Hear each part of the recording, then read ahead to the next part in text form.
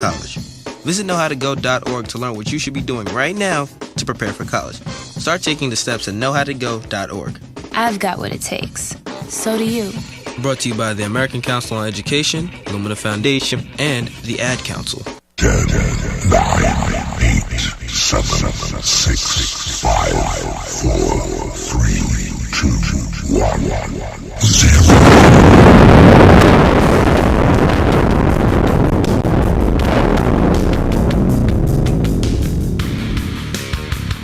Ladies and gentlemen, it's Wrestling Wednesday right here on the Beyond Ringside Radio Network. This is the To Be Determined show. Ladies and gentlemen, coming live and loud from everywhere across the world, we have every corner of this great globe covered. Tonight, from Birmingham, Alabama, the Magic City, we have the Magic City Motor Mouth himself, Fast Eddie Layne. Eddie, how you doing tonight? It's not crazy enough that she wants to bet me over dinner now. She wants to bet me over drinks. I mean, please, come on. Lord. And of course, from hot Atlanta, GA, The Walking Dead, right in his backyard, Corey, SmarkRage. Corey, how you doing tonight, man? I'm great. I'm waiting for Casey Carlisle to call me back. Me and her are going to go to drinks. I heard she likes to. Heard something to her about being a cheap drunk. I don't know. You know how those rumors get started. And from Nach, Vegas, you know her as the champ, my big sis, former NWA Women's World Champion. Once again, it's 2 weeks in a row. She's back for good now, everybody. Tasha Simone.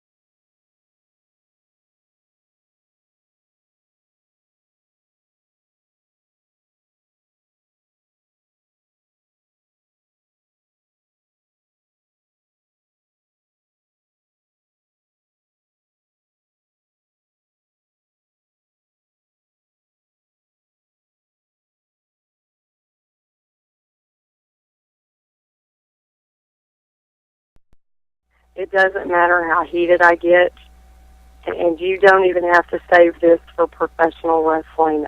You see this a lot with UFC now as well, particularly in the recent Diaz-St. Pierre fight.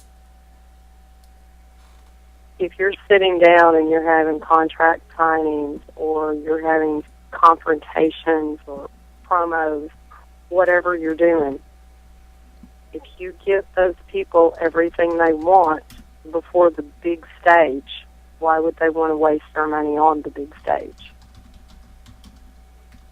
This is a business. It's not just a sport. This is a business.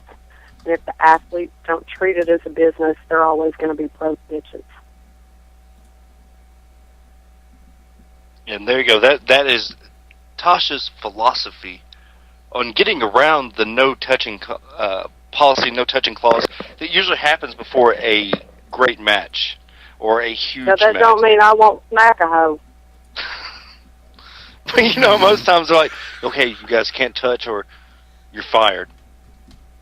So we just wanted to know your way around it because of this question and answer, which I was not a fan of. Fast Eddie Layne was so kind to get a clip, which we will play later on. Tonight at 10 p.m. Central Standard Time, we rescheduled him. We are scheduled to be joined by so fine Frankie Valentine. We have talked to Frankie. Frankie is confirmed. He apologizes. Last week he fell asleep. That's what happens when you wrestle 5 nights a week and actually have a shoot job, as Frankie does. Frankie's grown up in this business, so this just isn't just somebody like, hey, So we understand completely, and tonight we will ask him about UIW's redemption and what took place between him and the local scene, Josh Storm family. As they call themselves First Family, turning on each other. I mean, this is just something. But we're going to jump right into it. The internet darling, what the fans want and what they crave. Ladies and gentlemen, from Hotlanta, the segment, the SmarkRage. Corey, what are you raging about this week, sir? Well, I'm raging about everything WWE. First of all, did anybody... Eddie, you got that clip that I asked you to pull for me? Yep. Our producer, Fast Eddie Layne, y'all. Give it up for him. He doesn't sound so fast right now. He's a superb. Eddie Layne is a superb. Matt, thank you for having my back today. Matt loves me. Not a problem. I'd smack him, but I can't smack my computer screen, so... Yeah, you can. You'll just hurt your screen in your hand at the same damn time. And that clip is right here. Great Khali. Khali had it up, and great Khali, the former world champion, trying to fight off all 3 members of the Shield. Oh, well, he was doing a pretty good job of it. But again, they're like a swarm of hornets. They went after Khali's legs. They got him down, and you're right. Oh, no, wait a minute. Come here, wait a minute. Oh, you got to be kidding me. They're not going to try this. They're going to try this with Khali. Great Khali off his feet. Roman Reigns and company. Oh, no. Triple powerbomb. Oh, man. Talk about impressive. How do you slow the Shield? Go ahead. And there you go, Monday night. The Shield comes out and picks up that 7'5" or 6 or 7 supposed monster, and they triple powerbomb this guy in the middle of that 20 by 20 ring. And he rolls out of the fucking out of the ring onto the floor.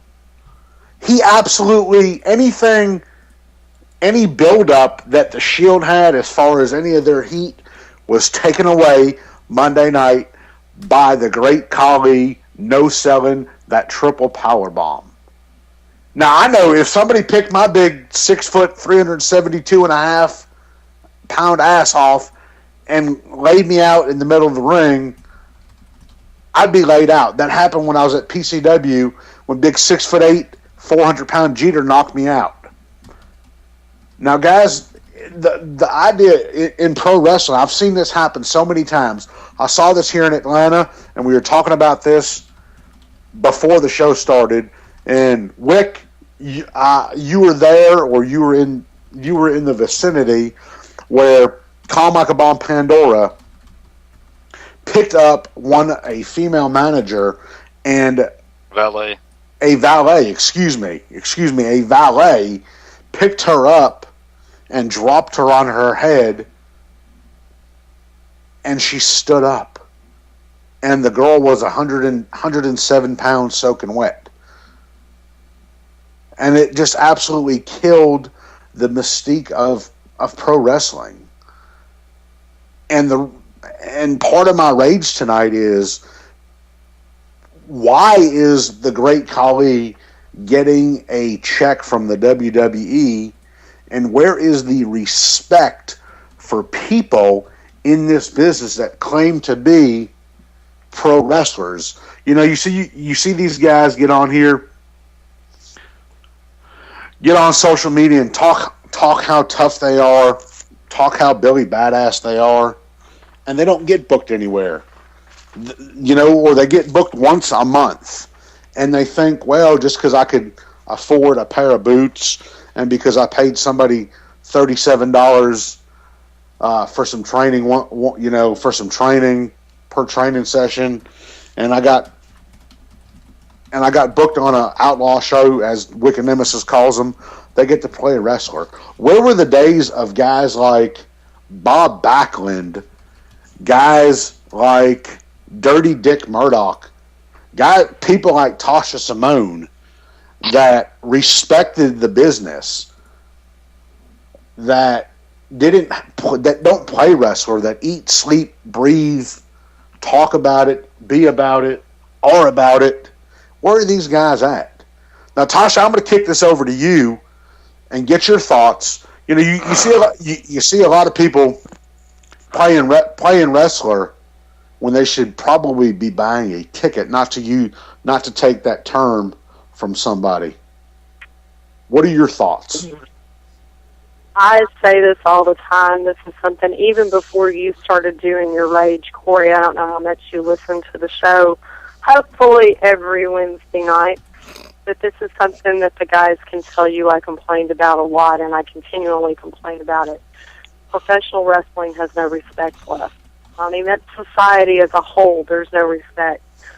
But the way I was trained in professional wrestling, the F word was never used when I was taught to wrestle. The F word being fake. Because what we do is not fake. What we do can really, use the other F word, it can really fuck you up. So many of these people go, and it's just too accessible. If you have a computer and a credit card, you can be any champion you want to be with no training. You can buy a pair of boots. You can buy tights. It doesn't matter. And half of these guys don't even have the common sense to buy tights. And then you get in the ring with somebody like me, or Dick Murdoch, or Dick Slater when he was still wrestling, Manny Fernandez, David Cash, who is a good friend of mine, is a prime example. You get in the ring with somebody like us, we're going to beat the shit out of you. We're not going to pull your hair out. We're not going to leave a chop mark on you. We're going to beat the shit out of you. We're going to break something. And then what happens? The guy that doesn't have any training that will work for free is the guy who still has a job left. The veterans who give a damn about the business, we're the ones who get fired because we beat the free guy up. And I don't feel bad about it. And guys like David Cash don't feel bad about it. And the guys like Manny Fernandez don't feel bad about it. Why?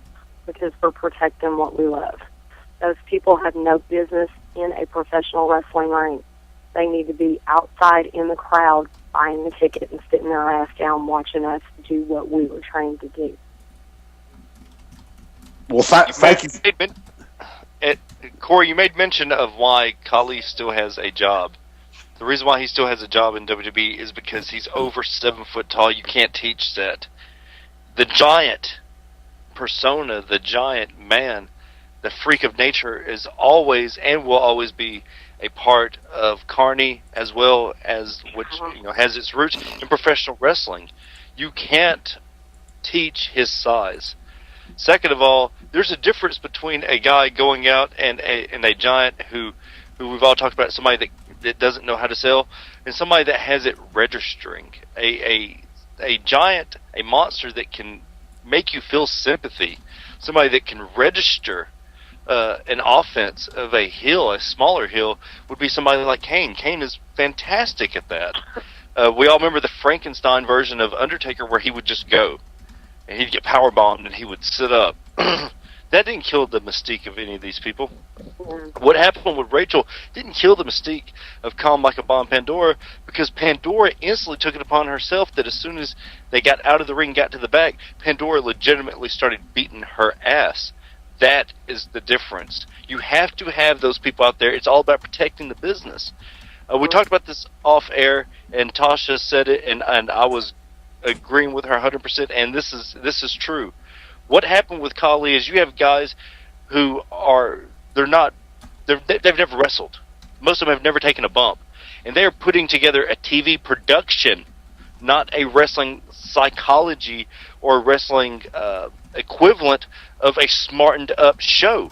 If you want that, there's no wrestling like that. Ring of Honor definitely isn't like that. If Khali gets powerbombed, boom, he gets a triple powerbomb. There was 10 seconds after that they hit the music.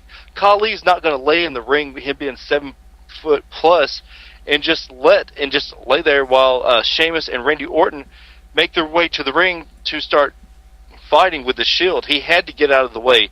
But once again, that's somebody that's tall that all of a sudden they're like, Khali, you've been a monster for 5 or 6 years. You've barely bumped, and when somebody's bumped, you've bumped one time and then they've pinned you. Now we want you to bump 4 or 5 times a match.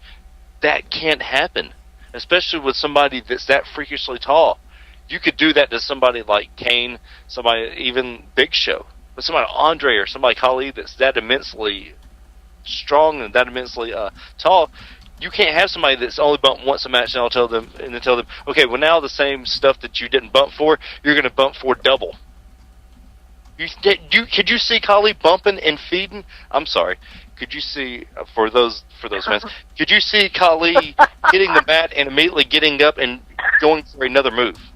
No. No, absolutely not. Exactly. Here's the thing about Khali. If they had utilized him here to begin with, exactly, like he was used as the monster thing in Mexico and in Japan, we wouldn't be in this situation now saying if what he did was right or wrong. Because when he's in Mexico, when he works in Japan, he is just a wrestler. He is not treated as a freak of nature, even though for all practical intent and purposes, he is. Monsters serve a purpose in professional wrestling. They always have. But a monster, not something for another monster. Something for what we consider the average person, even if they're 6'6" in the ring with him. They're still not that monster. They're not going to bump the same way they would for somebody of an equal size. And that's the situation. It was just a bad situation all the way around. I didn't see it, but just from you telling me, Khali was in a situation. He did what he had to do. He took the power bomb. But then he was put in a situation where had he not moved, he would have been in the way. Somebody would have stepped on him, somebody would have hit him. He had to take it upon himself to clear the ring for what was about to happen. And it goes back to people who don't know about professional wrestling being inundated into our business instead of letting the people who do know about professional wrestling handle what needs to be done. Now, what he should have done, my opinion, and Tasha, I want to know your opinion as well, when he took the power bomb, he should have laid there when the music hit, he should have rolled to the apron. He should have rolled to the ropes and laid there. And then who was with the ring with him? He had somebody at the ring with him too, didn't he? Zack Ryder and Ryder. And Ryder. They could have helped somewhat. Well, I've been in a situation, Wicked, I'm sure you've been in a situation too, where you take the bump, you have to get out of the way, but you don't want to make everybody look stupid. I have actually, I think you've seen me do it, I've taken the bump and rolled not only to the side of the ring, but actually rolled off of the side of the ring. I've only seen you and Pandora do that, though. Right. 4.5 feet down is not that far. It gets you out of the way, but you're still not making anybody look like shit.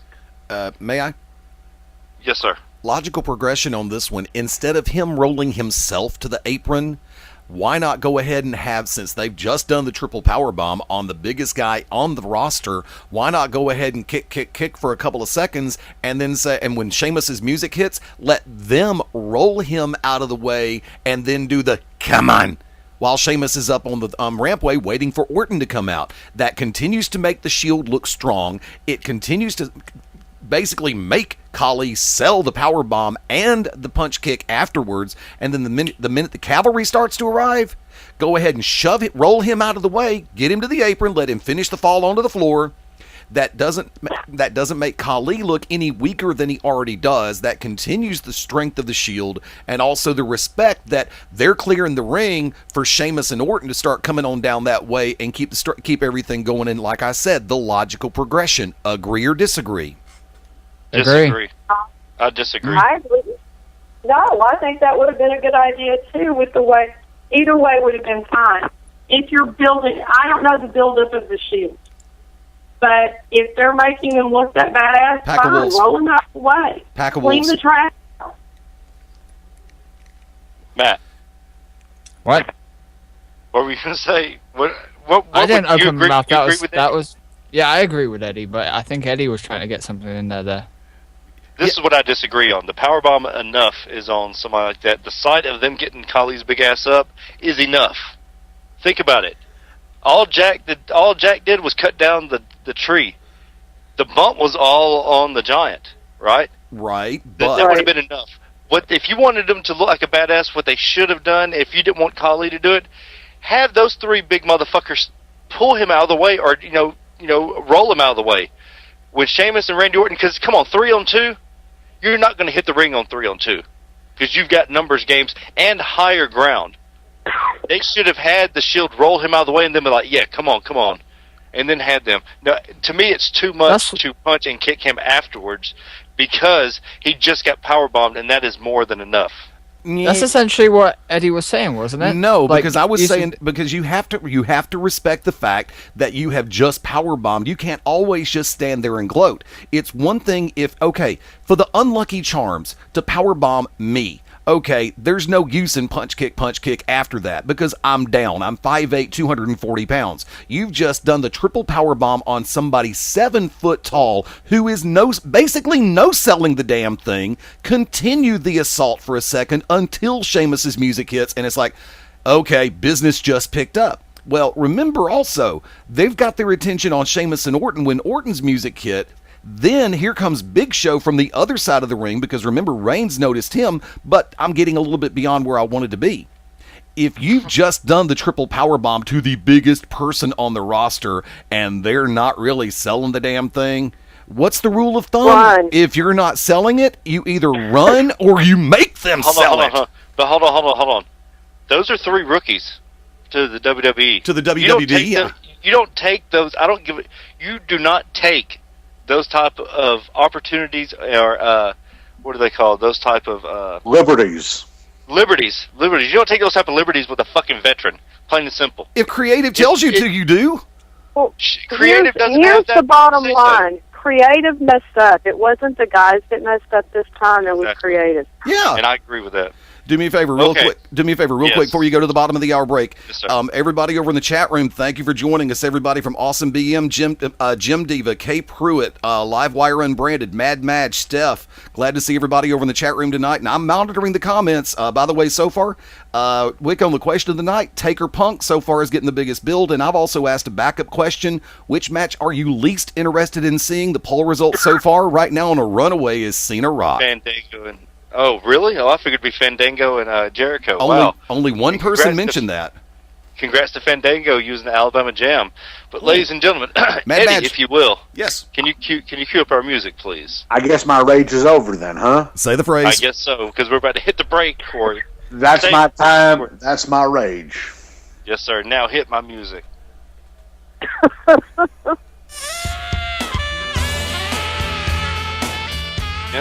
Yeah, baby. How you doing? Go ahead. Oh, yeah. this is the time when Ted Guinness takes you to that place where your shots, they always bring in the money. We're about to take our first break of the evening. You know something, though? Rubbing me raw is just like a Rubik's Cube. The more you play with it, the harder it gets.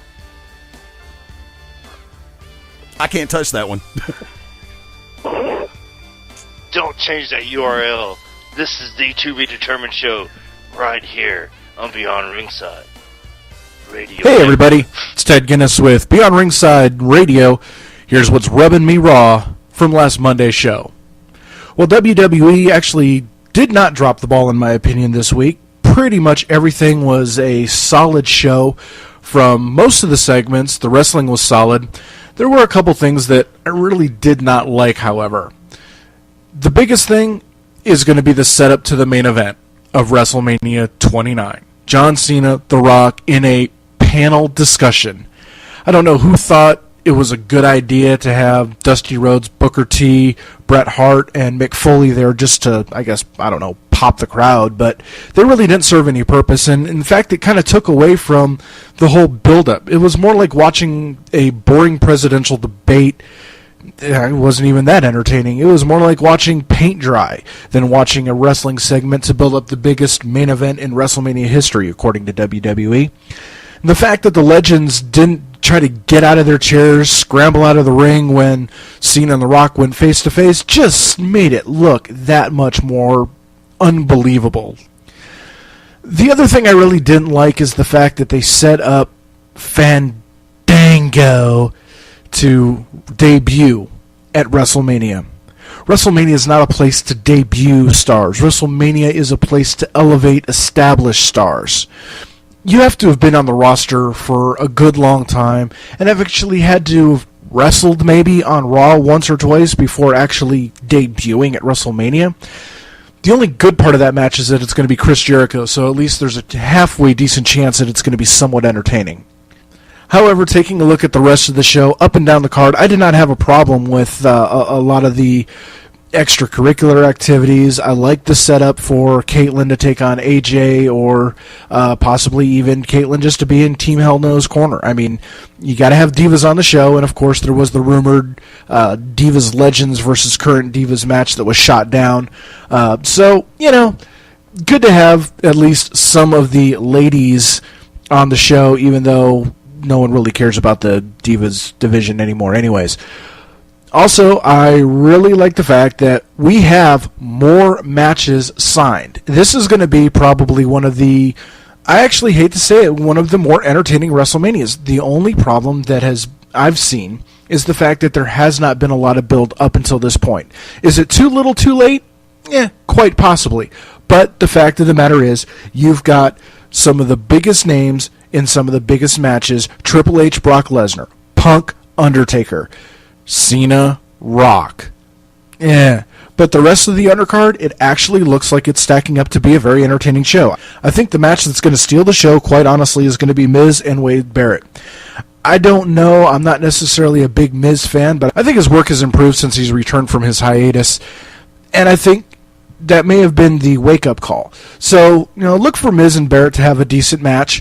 Look for Team Hell No and Team Biggie and Ziggy to have an entertaining match. Might we see a last-minute surprise of the cashing in of the Money in the Bank briefcase? Probably not. I do think we're going to see another world champion in Puff the Magic Swagger. Anyway, going to keep it short and sweet this week. I'd like to hear what you have to think about Monday Night Raw. You can send your comments to rubbingmeraw@gmail.com. If I like what I see, I might even use it in an upcoming segment. Quick programming note, I will not be able to do a Rubbing Me Raw next week. For the final show to WrestleMania, I will actually be out of town, but I will be watching, and I will be back in 2 weeks for another segment of Rubbing Me Raw. For Beyond Ringside Radio, I'm Ted Guinness. I started going cold turkey. Well, at least when I'm in the car. I know I shouldn't do it, but it's so hard to stop. That's why I hide it from myself, so I won't be tempted. I used to do it all the time. I stopped by locking it in my glove compartment. My friend used to do it way too much. Now I turn it off when we're in the car. My solution is simple. I just don't do it. There are lots of ways to stop yourself and others from texting and driving. How will you stop? Tell us at stoptextsstopwrecks.org. Brought to you by the National Highway Traffic Safety Administration and the Ad Council. Okay, forest animals, kids are coming to the forest, and it's up to us to make their visit a good one. Sparrow, have you practiced the most popular bird songs for the year? Of course. Catchy. I like it. River, how's the temperature? It's a refreshing 52 degrees, man. I love it. Turtle. He's not here yet, man. He's late every morning. Okay. Squirrel. The forest has been preparing just for you. To learn more about cool things to do in the forest, visit discovertheforest.org. Brought to you by the U.S. Forest Service and the Ad Council. In 50 feet, turn left. Why are you driving so slowly? After a few drinks, I'm taking it slow. Well, you're not fooling the cop behind you. What? Get ready to pay in 0.1 miles. Getting pulled over for buzz driving could cost you around $10,000 in fines, legal fees, and increased insurance rates. Nothing kills a buzz like getting pulled over for buzz driving, because buzz driving is drunk driving. Brought to you by the National Highway Traffic Safety Administration and the Ad Council. Hey, Billy, want to go to the state fair? Yeah! Well, you can't. Huh? Well, you see, Billy, when you throw away money on wasted electricity, you throw away everything you could have done with it. But now your parents are becoming energy efficient. They could save hundreds of dollars a year and take you to the fair next year. I want to go now. I know you do. Saving energy saves you money. Learn more at EnergySavers.gov. Brought to you by the U.S. Department of Energy and the Ad Council.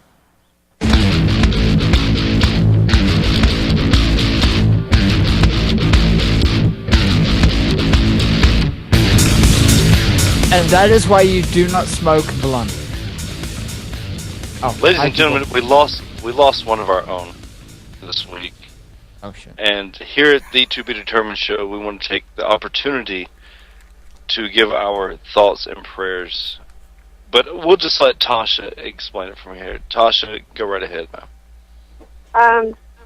A lot of the people who listen to this show may or may not even know who the Moondogs are. Not the real Moondogs.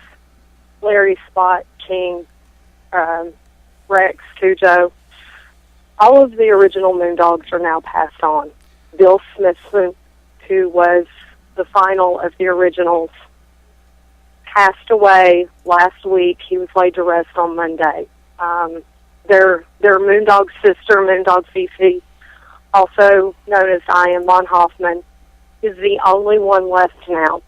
And I want to send my condolences not only to the families of all of them, but I would ask that anybody who has taken it upon themselves to call themselves any kind of Moondog in the ring, for once, and I'm not ranting, I'm not raving, I'm just asking, out of respect, let it go. You're not a Moondog. You will never be a Moondog. These men were wonderful to me. Diane was wonderful to me. They took a young green kid under their wing because I was tough. And they took care of me, and they respected me. And for once, I'd like to see all of these little twits that think that they're somebody have a little respect for the men and women who went before them. Show some respect for the deceased. And don't be a Moondog anymore, because they're gone. Let them go. They got their bones and they're howling in the yard somewhere.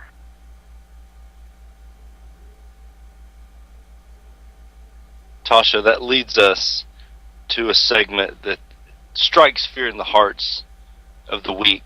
Ladies and gentlemen, the one, the only, the segment that everyone talks about and that the NWA, more especially it seems, really fears. Tasha Simone's own. Tasha knows best. Tasha, what do you know best this week? Well, let me see.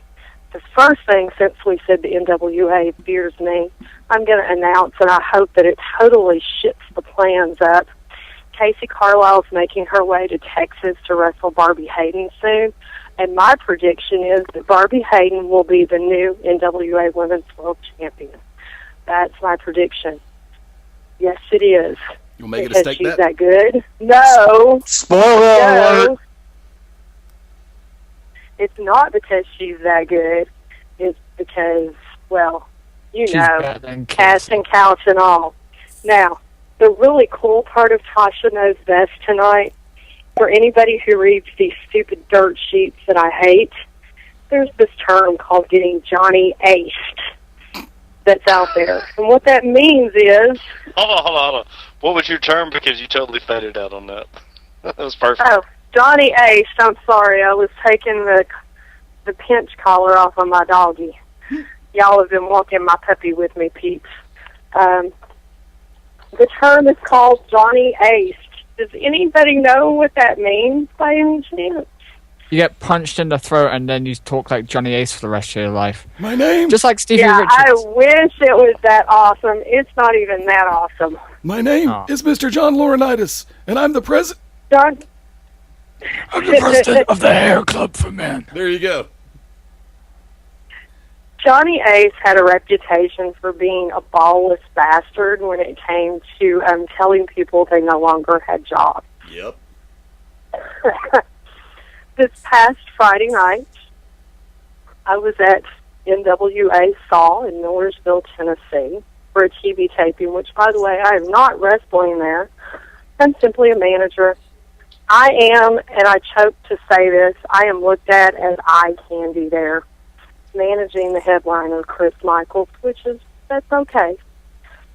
Me and Chris are friends. It's cool. I do the dirty work outside of the ring. We get the job done. He keeps his belt. 2.5 hours after the show is over, I receive a text message. That's right, peeps, a text message, not even a phone call, because these people don't even want to get in my voice. Now, I have to say this before I continue. This has nothing to do with the man who actually owns Saw, which is TJ Weatherby. TJ is a wonderful person. He had nothing to do with this, knew nothing about it.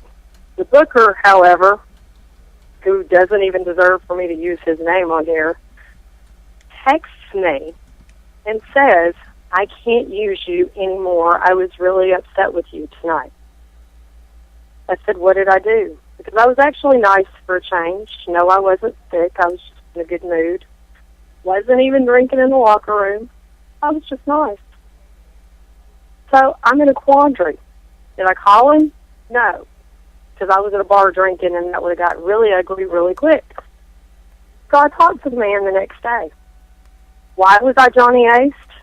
Because me, a licensed permit gun carrier, licensed to carry open or concealed, had my gun, which I have every week in the locker room, with me. Nothing had been said. Nothing has ever been said when I have my gun with me, because I have it with me every week. I have it with me everywhere that I go. This man texts me and says, this is the problem. Not one time did he walk to me in the locker room and say, I'm uncomfortable with you having your gun here for the past several weeks that I've had it there. 2.5 hours after the show, he texts me and says, we're going to have to let you go because you had a gun. Now, I don't care that they let me go because I'm not a mark for being on TV. I was on live TV when it meant something. But what I do care about is somebody glowing a set and telling me to my face that they don't want to use me and giving me a legitimate reason. And it's not just me. If you're going to fire somebody, have the balls to walk up to their face and say you're fired and give them a legitimate reason. Like the fact that this douchebag that dances to Boogie Woogie Choo Choo Train by Confederate Railroad doesn't like you, that's a more legitimate reason, and that's the reason I really got fired, because a grown-ass man in the locker room's intimidated by me. Wait, they still is that couldn't even Corey? tell me to my face.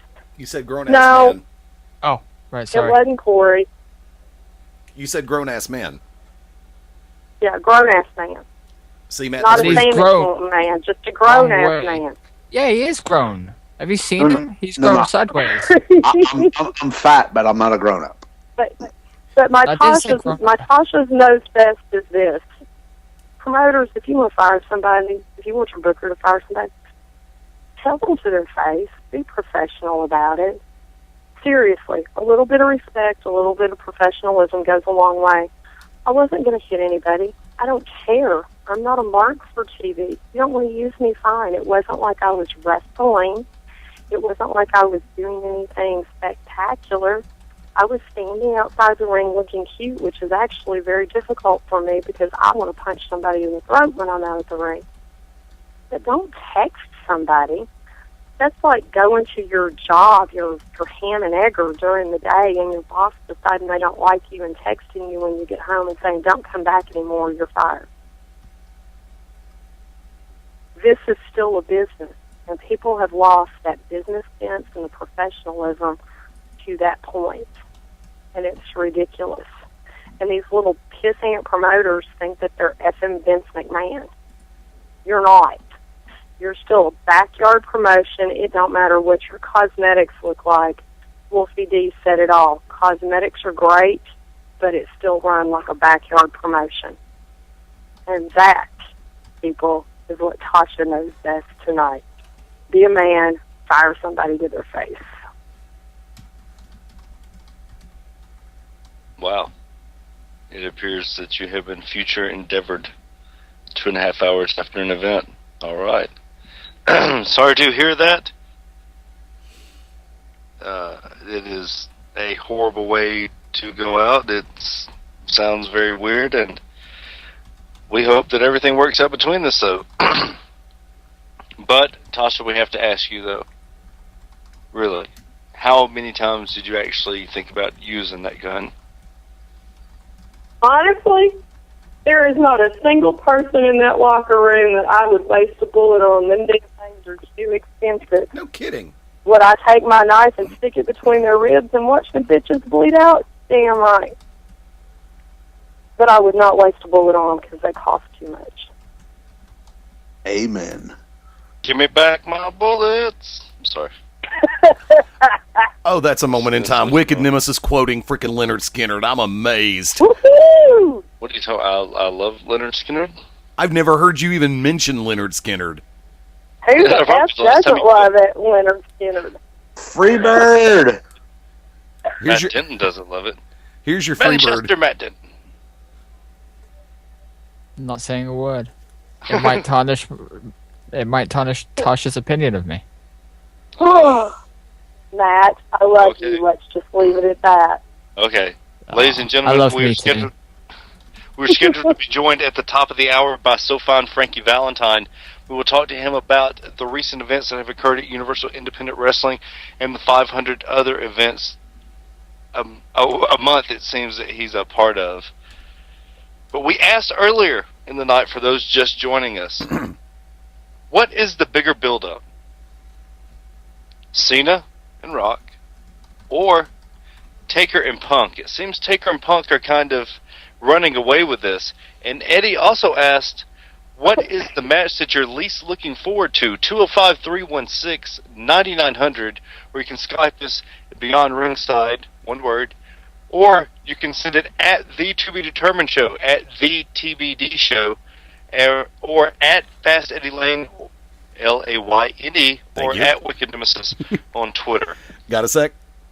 Yes, sir. So far, results of the poll question does look like Taker and Punk is the match that's been receiving the biggest build-up so far. Matches people are least interested in seeing include, and this is a runaway, Cena versus Rock definitely in first, Jericho, Fandango, Ryback, Henry, Taker, Punk in the least interested. In the want-to-see category, Swagger Del Rio is running away with it, Taker, Punk second, and Jim Diva has the quote of the night so far, a real women's match is what I really wanted to see. Woo! But you guys going to see Caitlyn and AJ. Oh my God! See, Caitlyn. Nobody takes an ass whooping like a babyface champion, like Caitlyn does. Tasha, I know you hate women's champion. I know you hate the Divas division, the word diva, anything related to diva. Except, I know you're not a big fan of Trish Stratus, but Trish Stratus and Lita had a great women's match, and I believe it was 2004, when Trish had the broke nose. Yep. How many? You just don't see that anymore. You had Beth Phoenix there, you had Gail Kim there, you've had great talented women there, but I mean, right now Sarah Del Rey actually in the developmental.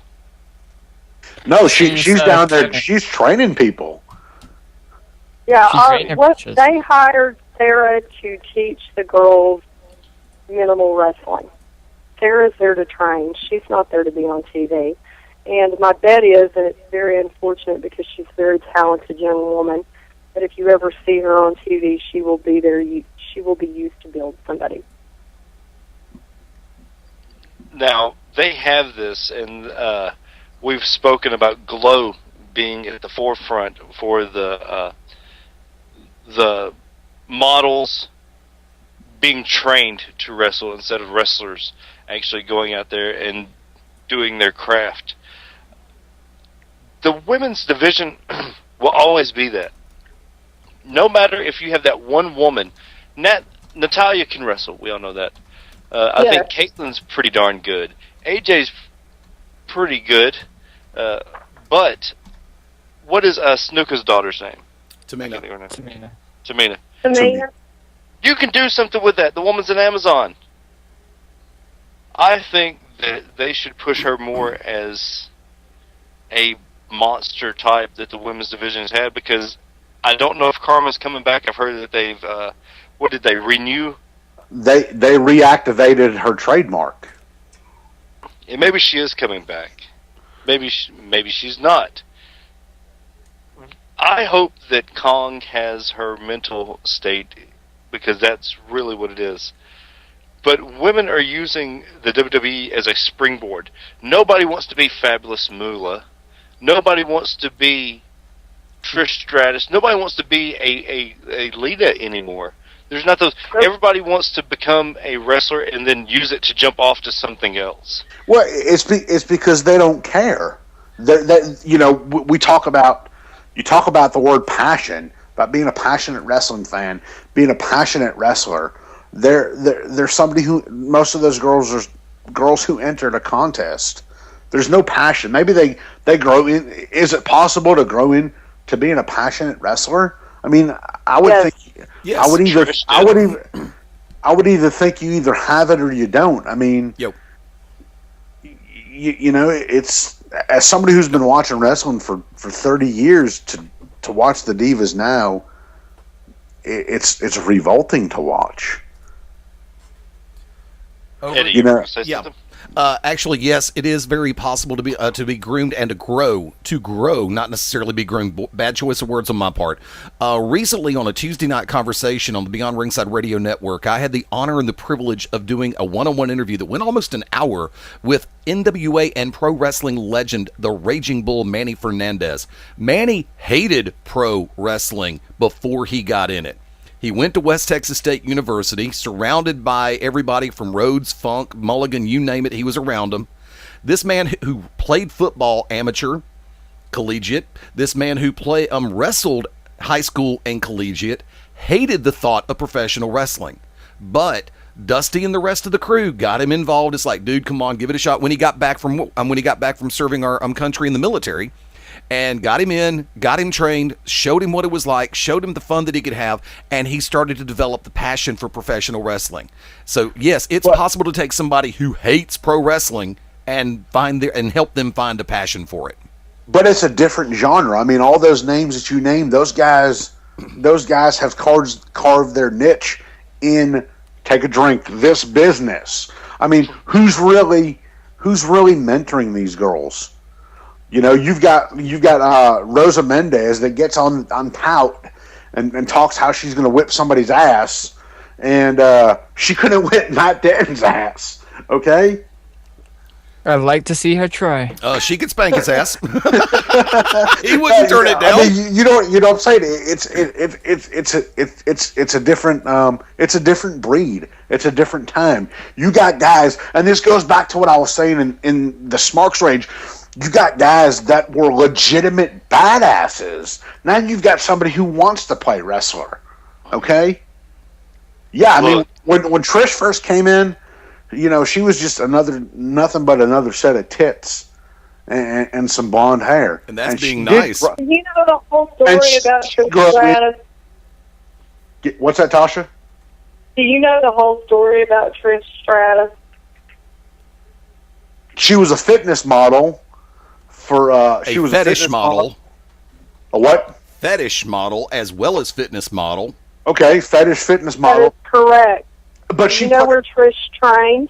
Do Do you know where Trish trained? People think that Trish didn't know how to In the wrestle bedroom. with the WWE, which is not true. Angelina Love, Trish Stratus, Gail Kim, and Tracy Brooks all trained together at the same school. When Trish walked in, she walked in with her money. She said, "Teach me to wrestle. I'm going to go to work for Vince McMahon in this number of years. I'm going to make this much money in professional wrestling, and I'm going to get the fuck out." Do you know why I respect Trish Stratus? She laid out her game plan. It's not because I think she is a great wrestler. She learned to be a good wrestler with choreography. I can't say that she can or can't follow a match, but with a choreographed match, she does very well, and I give her credit for that. But she laid out her game plan. She did what she had to do. She took her bumps and bruises. She got in, she made her money, and she did get the fuck out. But people don't know that about Trish Stratus unless you ask somebody that trained with her. She came into that school, said, "Here's my money, teach me to wrestle, this is what I'm going to do," and she did it. Right, but she learned to have that passion. The girls you see now don't have that passion. But it's not just the girls. Who is to say that? But who is to say that they don't have that passion? Just because they can't go out and put together a match themselves, call it in the ring, we are nobody to challenge anybody's passion. I'm just saying. Look at Kelly Kelly. She can't run the ropes. I can run the ropes better than Kelly Kelly. Probably. Yeah, but she still went in there and trained. She still got her ass beat. Look, with all due respect, she did. I saw Sean Waltman ripped his asshole open doing a Bronco Buster, okay? You ever done a Bronco Buster? Of course your fat ass hasn't ever done a Bronco Buster. But I'm not a trained wrestler, though. But he's done a buffet buster. Sorry, man. Well, yeah. But I'm not a trained wrestler, though. And Scott Hall said the guy fucking moved. The guy fucked the spot. Whoever was on the other end of the receiving of the Bronco Buster, the guy fucking moved. Well, whoever moved, whoever shot first, Han Solo. It doesn't matter. The whole fact is this: we are nobody. We are not to question somebody's passion, but you have Dutch Mantell there now, who helped the TNA Knockouts division tremendously, and you have Sarah Del Rey helping out in developmental. Use them, plain and simple. That's what it is. But we're going to wrap this up really quick, so we all hope that there is a good women's match on the WrestleMania card. We also hope that Fandango in his first match in WWE television is going to be at WrestleMania, so that's fucked up, but it happens. And we see that nobody wants to see Rock and Cena. None of our listeners, anyways. So I don't even want to see Rock on my fucking TV every Monday night anymore. When he shows up, then. When he shows up. Take that belt. Take that belt. I can't wait to see the new design. Dude, but they're just going to replace the little insignias on the side. Two things real quick. Let me dive in. Number one, really quick. I was one of the ones praying that they would bring they would finally bring out the real Brahma Bull belt from the Attitude Era, because that damn thing would have been money, and I do mean money money. But no, I would have bought one. I'd have bought the damn thing if it was the Brahma Bull belt that unparalleled the Smoking Skull belt. Damn right, I'd have plunked money down to have that sumbitch hanging in my studio down here, because I think that would be a collector's item. Number two, our tag team partner over on Beyond Ringside said 2 matches he wants to see: Punk Taker and Jericho and Dancy Bitch. I mean, Fandango. Yeah, Fandumbo. Well, just real quick, I know we're trying to hit a break, and I just want to hit this last thought before we hit this break. I'm excited about Punk Taker, because we didn't know if Taker was healthy enough to have this match with Punk. He had that match in Texas, that house show, and they wanted to see if he could go. And here we are. We're off to the races. WrestleMania is I don't know, about 9 or 10 days away. 10 days away. I'm excited. Next week we're going to have a poll. We're going to go ahead and who do you think's going to win, Taker or Punk? So we're going to have that question next week. Hey, Beyond Ringside, we're going to see if we can actually set that poll up, because I personally think the streak's over. But we're taking our next break of the Never going to evening. happen. Well, we'll talk about that next week. We're going to take our next break of the evening, ladies and gentlemen. No porn music, no Valentine. You're cutting up a credit card. We're scheduled to be joined by so fine Frankie Valentine coming up on the To Be Determined show right here, the Beyond Ringside Radio Network. Ladies and gentlemen, do not change that URL. And if you're cleaning house, you better be cleaning house naked. That's all I'm saying. Amen. Right here. With video games, I always check the rating and content descriptors on the package, but there are times when I'd like more detail about what's in the game. That's why I love these new rating summaries. They provide an in-depth description of a game's content to help me decide if it's okay for my kids to play. Rating summaries are free and available on my smartphone or at home online. For more information about video game ratings and rating summaries, go to esrb.org. Ranger Station. Yeah, hi. I'd like to report a bear sighting in the forest. 1 second, I'm having a smoke. Next thing I know, I'm face to face with Smokey Bear. Wow. And he told me it only takes one spark to start a wildfire. Did you know 9 out of 10 wildfires are caused by humans? I had no idea. That's why Smokey's famous and you're not. If you see someone in danger of starting a wildfire, step in and make a difference. Brought to you by the U.S. Forest Service, your state forester, and the Ad Council. Learn more at SmokeyBear.com. Only you can prevent wildfires. Hey, Dad, how do you throw a curveball? How do you build a fort? How do refrigerators run? How do fish learn how to swim? Kids ask a lot of questions, How high can you jump? but you don't have to know every answer. How many phone numbers are there? Because you don't have to be perfect to be a perfect parent. How do cell phones work? There are thousands of children in foster care who don't need every question answered. What's electricity? They just need you. What's the moon made of? For more information on how you can adopt, go to adoptuskids.org. A public service announcement from the U.S. Department of Health and Human Services, Adopt U.S. Kids, and the Ad Council. Welcome to Move Time Radio, presented by the Arthritis Foundation, and we're smack dab in the middle of our dance-a-thon to fight arthritis pain. Me, I've been grooving for 10 hours straight, baby, but I'm a boogie machine. See, movement is just one of the ways to help fight osteoarthritis pain. Another is weight loss. You get rid of just 1 pound. That's 4 pounds of pressure off each knee. For more information on managing pain, visit fightarthritispain.org. Then meet me on the dance floor. This message brought to you by the Arthritis Foundation and the Ad Council. Monsters could be living under your child's bed or in the bathtub. For a child with asthma, it can seem like monsters are everywhere. Because something as innocent as a teddy bear could trigger their next asthma attack. But there are simple ways you can help, like putting stuffed animals in the freezer to kill dust mites and drying bath toys to prevent mold. Learn more at noattacks.org or call 866-NO-ATTACKS, because their next breath is in your hands. Brought to you by the EPA and the Ad Council. The odds of becoming a signed artist and having 3 #1 albums? 1 in 100 million. The odds of going on to win 6 Grammy Awards?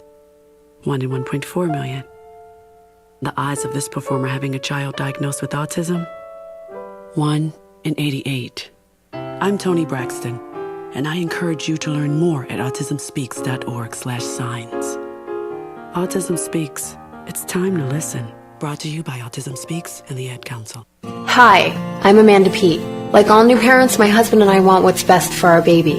When it was time for our daughter's immunizations, we wanted the facts. So we carefully researched vaccines. We spoke with doctors and other experts and asked some tough questions. We decided that vaccines were the best thing for our child. I urge you to get the facts. Learn the facts about vaccines so you can make the best healthcare decisions for your family. Thank you. A message from the American Academy of Pediatrics and vaccinateyourbaby.org. Remember when your neighbor found us naked in the car, and the time some outdoor action got us kicked out of the park, getting frisky in the dark.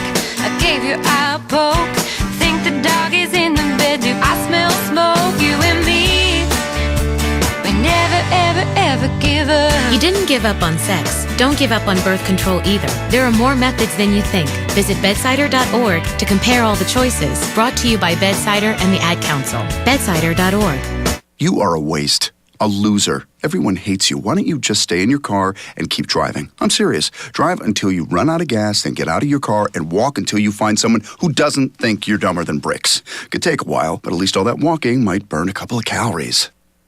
You may not witness bullying like this every day. Your kids do. They want to help, but they don't know how. Visit stopbullying.gov to learn safe, simple ways your child can help stop bullying. Be more than a bystander at stopbullying.gov. A message from the Ad Council. Every day I wake up at 5 to give Dad his medicine. Every day I wake up at 5 to give Dad his medicine. At 6 I make his breakfast. Every day I wake up at 5 to give Dad his medicine. At 6 I make his breakfast. At 7 I shower. Every day I wake up For at those 5. caring for a loved one, we hear you. That's why AARP created a community to help us better care for ourselves and the ones we love. Visit aarp.org/caregiving. Brought to you by AARP and the Ad Council. Citizens of America, this is a message from feedthepig.org. Americans spent more money than they earned in 2005. This is the first negative savings rate in the U.S. since the Great Depression. America, we must start feeding the pig. On the 1st and the 15th, we must pay ourselves before we pay anyone or anything. We must make a budget. Even consider cutting up a credit card. Log on to feedthepig.org today. Find the benefits of saving for every stage of life. Brought to you by the American Institute of Certified Public Accountants and the Ad Council. You must be your fairy godmother? Cinderella's dream comes true because the glass slipper fits. It fits. In our world, the right fit can be just as important, especially when it comes to car seats. Always choose a car seat that's the right fit for your child's age and size to make sure your little pumpkin gets there safely every time. Hop in, dear. Thank you. For more information, visit safercar.gov/the-right-seat. This message has been brought to you by the National Highway Traffic Safety Administration and the Ad Council. Alright, I've gone through all the tracks, just move through the beats. Do your thing. Alright, everyone, let's hear it for West High's own Brooke Turner, aka DJ Hook. Scratching at my first school dance takes confidence. So getting into college, I've got what it takes. So do you. Visit knowhowtogo.org to learn what you should be doing right now to prepare for college. Start taking the steps at knowhowtogo.org. Brought to you by the American Council on Education, Lumina Foundation, and the Ad Council. It takes 12 years to create a graduate. It takes about the same time to create a dropout. And at the end of the day, the difference between a child becoming one or the other could be you. So United Way is asking you to make a pledge. Tutor a child who needs help. Mentor a kid who needs someone on their side. Volunteer to read to children. Because when a child advances, we all advance. Be a reader, tutor or mentor. Give, advocate, volunteer. Live United. Take the pledge now at liveunited.org. Brought to you by United Way and the Ad Council. Hey, what's up? Holla at ya, boy. XOXOXO. You getting these texts? Question mark. Where are you? What are you doing? OMG, you are making me mad. You better text me back. I'm waiting outside your house. Relentless, aggressive texting is like sending an angry robot to deliver your message. When does the robot become dangerous? Let us know at that'snotcool.com. That'snotcool.com. Brought to you by the Ad Council. So, Jacqueline. Yes, Mom? I wanted to talk to you about something, and... Oh, wait. Hold on. I just got a text. Oh, wait, Mom. I just got a message. So many comments on my comment. Hey, guys, check out my new video game. Mom, what? Huh? Pew, pew. What'd you say? This weekend, unplug. Getting closer to nature can get you closer to your family. To find the forest nearest you, go to discovertheforest.org. Brought to you by the U.S. Forest Service and the Ad Council.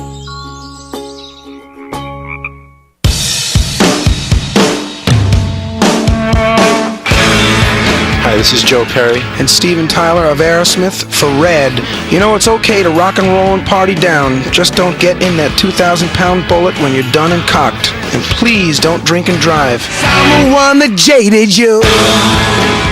A reminder that friends don't let friends drive drunk. A public service message brought to you by the Ad Council, U.S. Department of Transportation, National Association of Broadcasters, and RAD.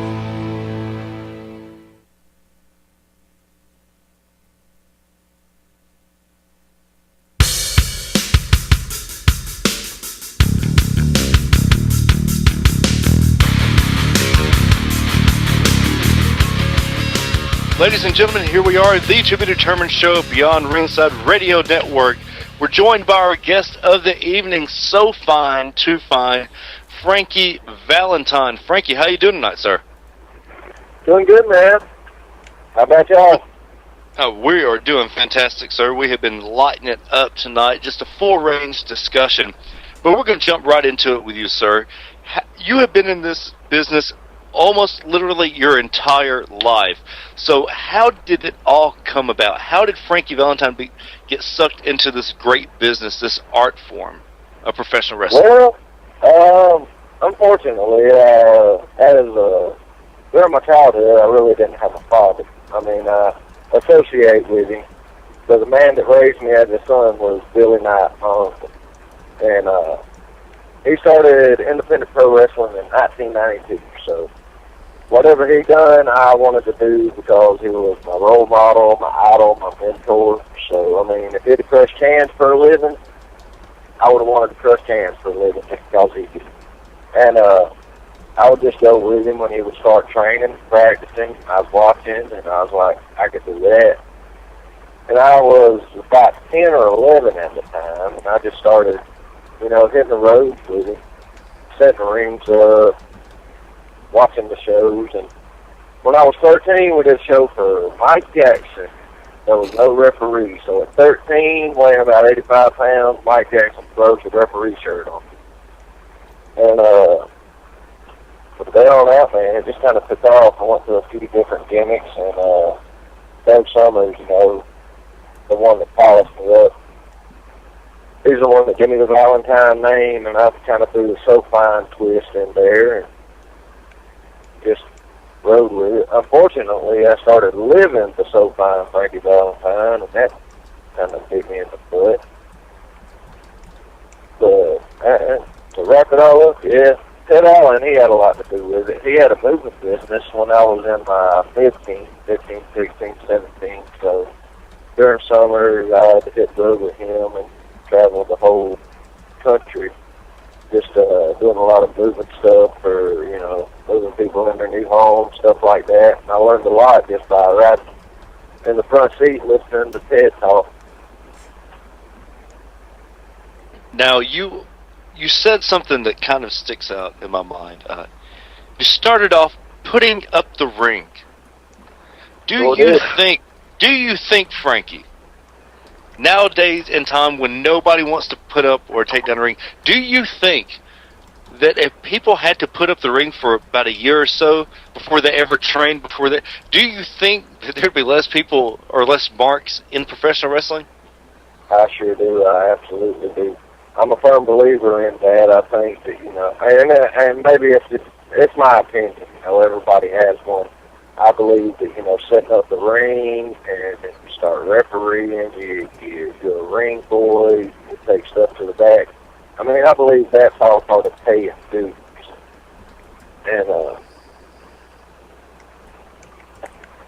I think that's, I don't consider myself a great wrestler by no means, but, I'm fair. And I know I'm a small guy, and that's always going to be a downfall. And I went as far as I possibly could, I think, without signing a contract with any company. I mean, I've done everything I wanted to do and achieve in wrestling. But as far as, paying dues, I believe everybody should do that. I really do. And I tell everybody I've ever trained, I've told them that. And a few of them have done it, maybe about 80% of them, but not all of them. I mean, you got these few guys, they'll come, hey, I want to be a wrestler. They'll make a deposit. I'll put them to the ringer. But before we even get in the ring, I make them set the ring up. And, of course, I help just to show, but, I just want to show them what it's all about, both sides of the business. Of all the people that you've trained, and in fact, let's give them their just due. Who are some of the people that especially the fans in the Southeast, have trained that they might know, sir? People that I've trained, probably the ones that stick out and try to really go get it would be Eli Daniels. He's a young kid, and I really took him under my wing. I thought a lot of him, and I see a lot of potential in him. He's got a real good build, and and Brad Lynch, he's an older dude, and he's probably the guy that caught on quicker than anyone I've ever seen start training. I mean, I was training with him for about 2 weeks. Ted came in just to, he wanted to hang out and get in the ring and play around with us, and he's like, man, that dude's ready for the ring. And I'm like, well, I'm not going to go ahead and put him in the ring yet, just because I want him to understand, it's more than just getting on eBay, buying wrestling gear, and saying you're a wrestler. I wanted him to go through the stuff that I went through. I mean, be honest with you, man, when I was 17, up till I was 17, I was doing some independent, not so well-known shows, but it was ring time. And my mom had hooked up with Doug Summers, and Doug pulled me out of the ring. He says, give me 2 years. Let me get you built. Let me get you polished. Let me give you psychology. And I'll have you a wrestler. And, like I said, I've been in the business since I was 13. But to actually say and feel like I was a wrestler, I would say from 17, because, Doug, he drilled my ass. It was like Sergeant Buddy Lee Parker drilling me.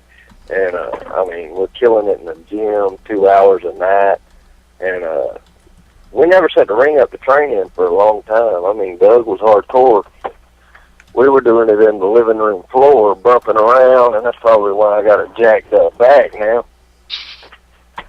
But, I don't do that to all my trainers. Or trainees, I'm sorry. And, I really think that they should go through a lot more than what I put them through. Now, tell everybody what it was like having one of the, let's just say, one of the legends of the Southeast, somebody that actually has a cult following, and Pretty Boy Doug Summers. What was it like having him in the household, getting you ready to become a wrestler? To be honest with you, at first it was very intimidating. He was so kayfabe that he didn't even talk wrestling much around me until he started going to some of these crap hole shows trying to bond as a father figure with me. And it worked because, I look Doug like a dad now. And so we never really talked wrestling until he pulled me out of the ring. We had about a 45-minute conversation about, hey, if you want to be a wrestler, give me the chance to make you one. And that's when I understood the difference in what I was doing and what I had became. Anybody can get in there and choreograph a match. And, I know I'm on air and I shouldn't say that, but hell, everybody knows about wrestling now. It is an art, and you do got to be very talented to do it. And, between Doug and Ted, they opened the door for me, and, I give 80% of everything that I do and my mentality of wrestling to Doug Summers. What was the best nugget, or I guess the best advice that Doug gave you that has just stuck with you your entire career? The best advice Doug had ever given me, it stuck with me my entire career. Wow. Hang on, I'm sorry, I got the car door open. Oh, I thought you were about to explode. I thought this was a Super Mario game. Yeah. Well, on a personal note, don't tell a wrestler or tell a woman, on the, as far as the personal stuff goes, the behind scenes of wrestling. And, because, my life's no secret. That bit me in the tail about 25. And, but, the best advice he gave me was when you're in there, just knock the piss out of someone, You can't make people believe in wrestling, but you can make people believe in yourself. And that stuck with me forever. Now, we've been talking about family, and we had the local scene Josh Storm on here the week before UIW's redemption. It would be the 13th of March. And he told us that the one person in the entire locker room that he knew had his back was you. But yet, I did. But yet, you guys, as they call it, Family First, he goes in what can only be described as 18 hours worth of redemption at UIW that night on the 16th. That was a long show. That was a very long show. He stabbed you in the back right there in front of everybody with Jake the Snake Roberts and Dom Dallas Page damn near ringside. What happened there? Did you see this coming?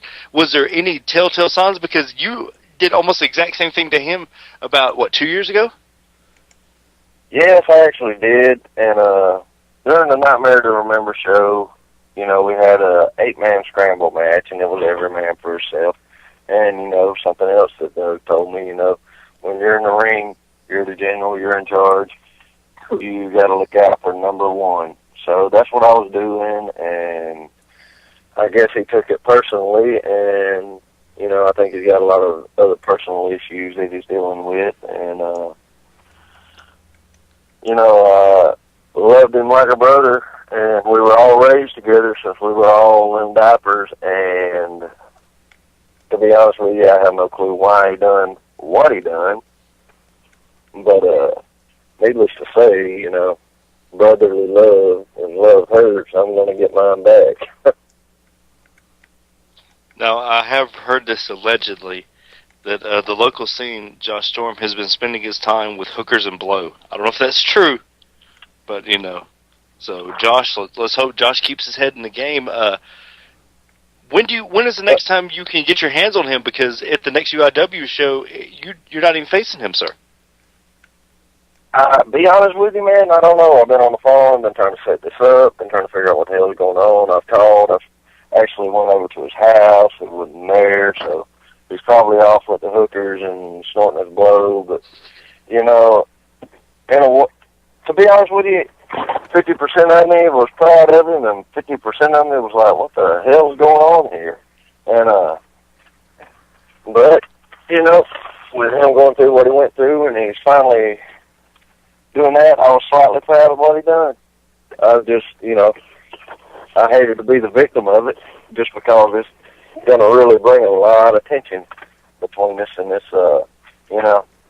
as far as training goes, I take that back, I put Brad and Eli over. I'll put Josh over too, because, I'll say I trained Josh because he was my test dummy from the time I started when he was about 6, so that put me at 12 or 13, and, we practiced our whole life practically, but,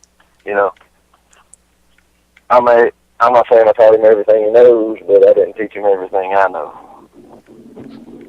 No, he also had some help from the So Fine.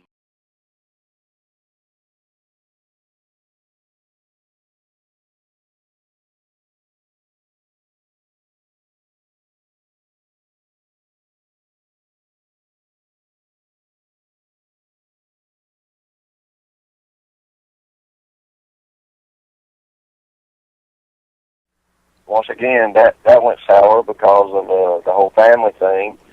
They would want me to drill Billy with a chair, and I didn't, and I turned around and I drilled the other partner that we had, Doc Hayward, and that's the night that I turned and decided, blood's thicker than water.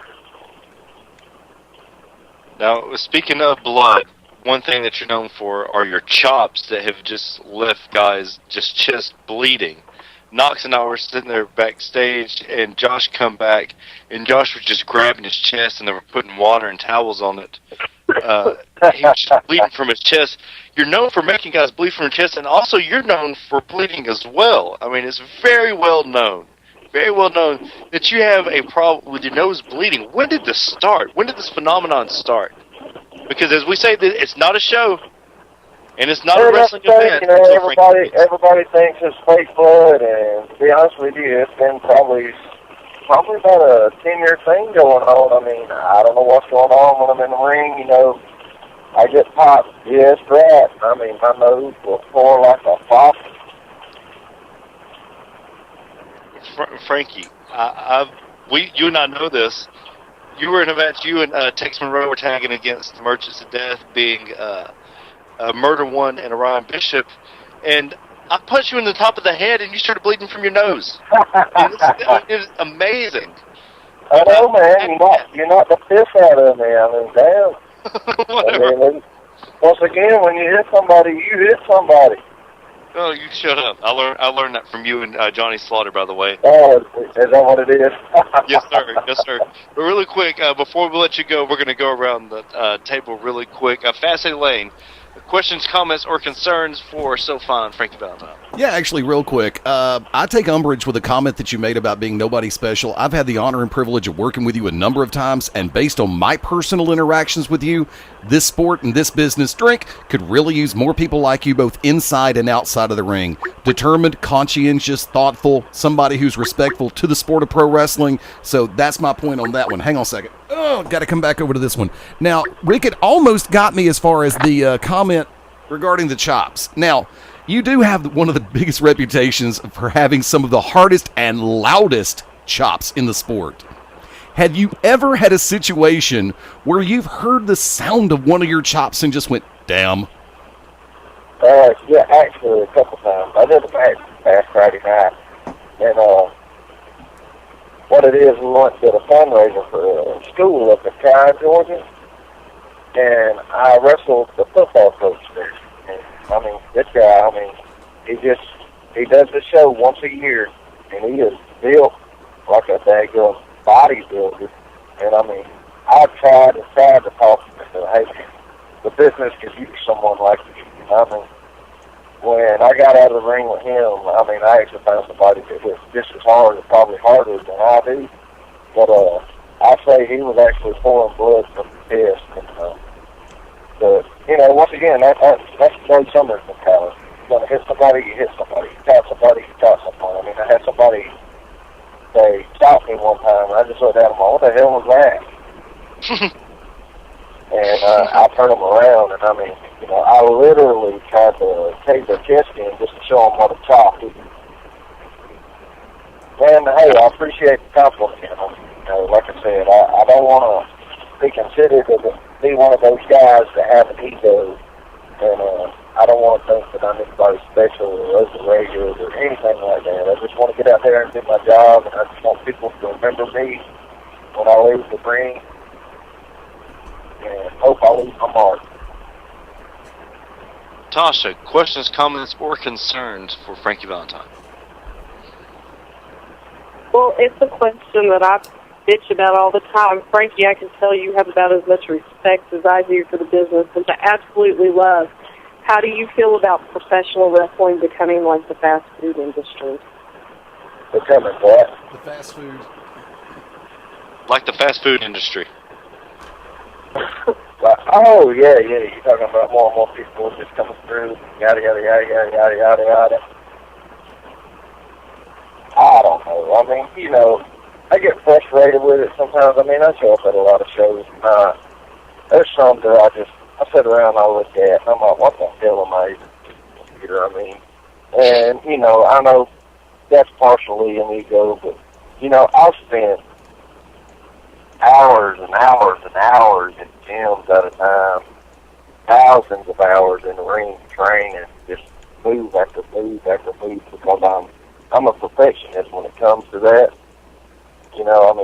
I sacrificed everything in my life just for this business, and then I just see people just show up and, they'll put a pair of shorts on, got them old soccer knee pads, they'll have Walmart combat boots on, and they're out there wrestling, and I'm like, Jesus Christ, if you're not gonna sink any money into you, why in the heck is anyone gonna sink any money into you and take a chance on you?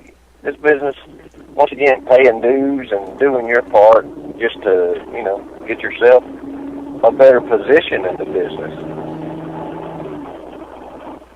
Corey, questions, comments, or concerns for Frankie Valentine?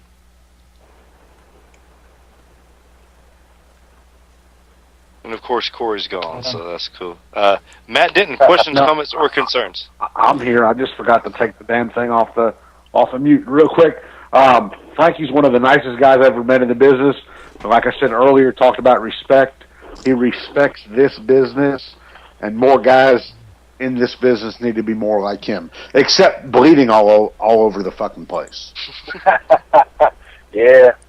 I get a little bit of blood here and there, don't I? Oh, yeah. Matt Denton, questions, comments, or concerns? All right, hypothetically, you get told that you have 6 months left to wrestle. What would you like to accomplish in said 6 months? And then, say again, I'm sorry. If, hypothetically, you get told that you can never wrestle again, what regrets would you have? Different question, I know, What? but still. What regrets What? would I have? What? Never mind.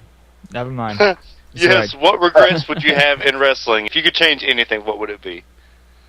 Ooh. And we're live, right? You know what? I'm going to go ahead and say, it wouldn't be nothing as far as wrestling goes, but what I did behind the scenes in wrestling because, I used to be known for going out and doing my thing and just, not really caring about what and who I heard at the time. But then again, like I said, I gave up. I gave up marriage. I went bankrupt. I got rid of all loose baggage that I thought was holding me back from going to the next step. But I'm not saying I regret it because, this brought me to bigger and better things personally. And so I guess I wouldn't say I have any regrets, just to be honest with you. Frankie, what shows you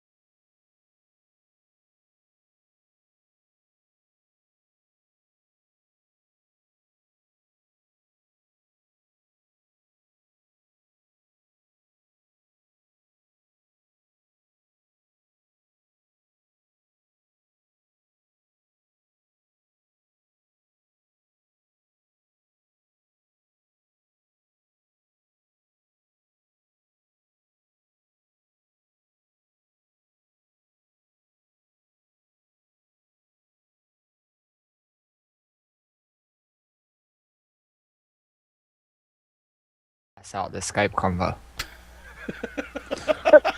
Oh, Lord have mercy. Actually, that's a lie. I'm not feeling bad. You're not feeling guilty a damn bit. No. Magic City Motormouth, Fast Eddie Layne. You hear him? Still hanging in there and having fun in the process. Oh, by the way, real quick, update on the poll question. Cena Rock still the match that everybody is least interested in seeing. Also, Taker Punk has taken the lead. That is the match that everybody wants to see at WrestleMania this year so far. Awesome BM, Dave 805, Jim Diva, K, Pruitt, Mad Madge, everybody, Steph, everybody over in the chat room. Glad to see you hanging tough. Once again, chat room's open at beyondringside.com. Am I still in the chat room? It seems that Taker and Punk is a runaway with this, but I think it is. Without any further ado, we're going to bring the man on this Saturday in Pell City. We'll be wrestling for the GCW Heavyweight Championship against Micah Taylor, the man that the last time we saw him was setting his nose legit backstage with a pencil. The one, the only, Maddog Dan Sawyer. Dan, how you feeling, man, and how is that nose? The nose is great, and I tell you what I know is I'm going to beat the hell out of Micah Taylor this Saturday night. Finally get a chance at the GCW title. You know, I won the I Quit match last year. The stipulation was I picked who he would go against. I chose O'Hagan. They battled it out several months. Well, now, you know, this has become personal. We wrestled in Tryon the other night.